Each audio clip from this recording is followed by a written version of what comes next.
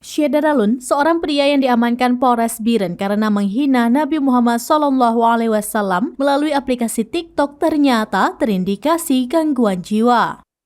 Hal tersebut disampaikan Kapolres Biren AKBP Mika Hardiwira Praja SIK MH melalui Kasareskrim AKP Ziaul Arkam SIK kepada seraminus.com mengatakan bahwa pihaknya telah melakukan pemeriksaan sementara terhadap pelaku yang menggunakan akun TikTok Saiful Akbar 087 yang menghina Nabi Muhammad SAW.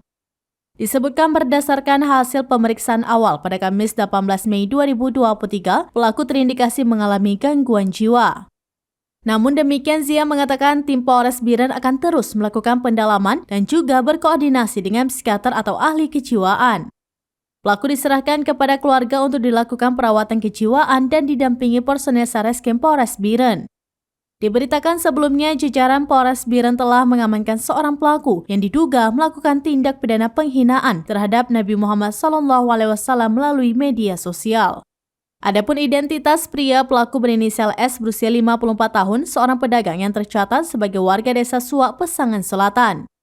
Menyangkut kronologi penangkapan, Kasareskrim menjelaskan pada awalnya pihaknya mendapatkan informasi terkait aktivitas yang dilakukan akun TikTok atas nama Saiful Akbar 087.